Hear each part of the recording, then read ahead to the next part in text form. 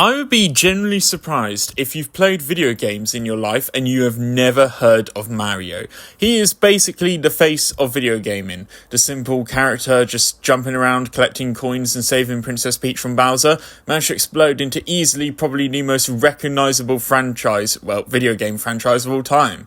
So it makes sense for him to have a movie, and excluding this abomination of a movie, he didn't get one until 2023. But how will Nintendo make this movie? They'll need a partner to collab with. Maybe they could collab with the wonderful Studio Ghibli, who makes beautiful 2D animated films. Or they could collab with DreamWorks, who are quite a mixed bag, but when they do really good films, their films are really good. Nah, let's collab with Illumination instead. For those who don't know, I do not like Illumination. I only like 2 of their films overall, and one of them I only enjoy for ironic reasons between my best friends. I think Illumination is quite a lazy cash grab company that after their first few films realised that they could just put minions in everything and they will instantly be successful. So I don't know why Nintendo decided to give Super Mario to Illumination. Oh, that's why. So recently I thought to myself, how did Illumination handle the Super Mario Bros. Movie? So I busted out my DVD that I have stored away for years and years, and I noticed on the back of the DVD there was a review giving it 4 stars.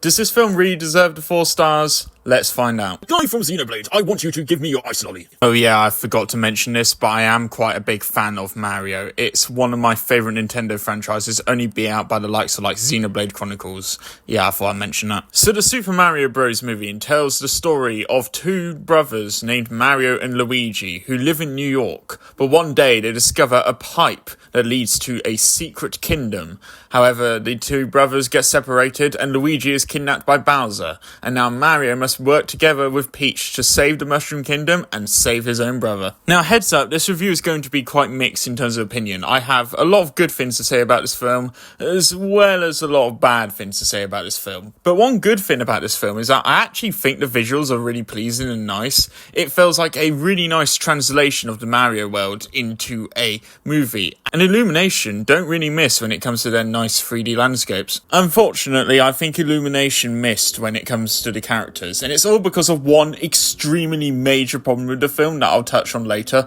but let's see how the characters are. First off, obviously, we have the main character, Mario himself, voiced by Chris Pratt, and my biggest problem with Mario himself is probably Chris Pratt's performance. No offense to him, but he feels like the kind of default skin of Hollywood. If you had to think of one default setting Hollywood actor, it would be Chris Pratt, and he does a decent job at Mario. His accent kind of slips every now and then, and he gets it done, but it's nothing too flashy. But Mario as a character himself is easily the best character in the film. He feels like a fully fleshed out character compared to the rest of them.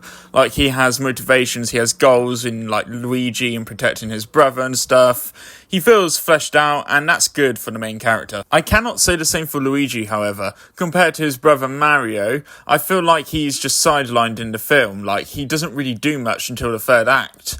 And Charlie Day does a really good performance as Luigi, so it's quite a shame to see that. But Anya Taylor-Joy as Peach, however, was actually really good. I thought she was probably my favourite character besides Mario in the film. She feels fully fleshed out. They explore her backstory a lot more than they do with Luigi, and she is a very enjoyable character to watch throughout the entire film. Toad exists. Yeah, he's funny at first, but he gets quite annoying rather quickly. And then there's also the main antagonist, Bowser, which, yeah, Jack Black, he delivers a solid performance to him, but some of his scenes were really unnecessary, man, and just didn't really add anything to the film. But yeah, Jack Black as Bowser, he's fine. And another positive I really liked about this film is the soundtrack. Yeah, the soundtrack feels nice, and it feels like a nice homage. They play the Captain Toad Treasure Tracker theme when Toad appears, and it's a nice little homage if you know it. But now it's time to talk about my 2 biggest problems with this film. One, its over-reliance on references. This may not seem so bad on paper, but number 2 will make this problem seem even more disastrous. Like, this film really wants to go out of its way to go like, look guys, look, there's a Mario Fin, look, Diddy and Dixie Con, look guys, it's the penguins from Mario 64, you know those guys, right? And a lot of the humour in this film really relies on the references, and all the humour that doesn't rely on the references don't really land. Let's compare this to another video game movie that I think lands its humour and its references really well.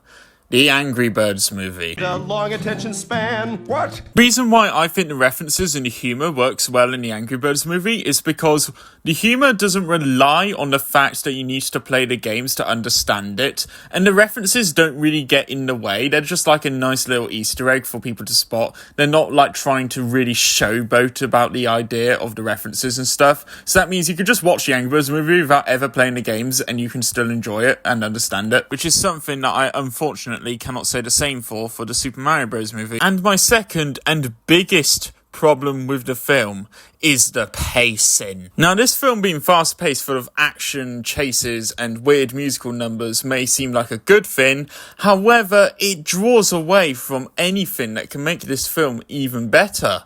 Like, we could have spent more time on, like, Mario and Peach's relationship and how they learn to understand each other. But no, we need a scene of Bowser doing a song about Peach.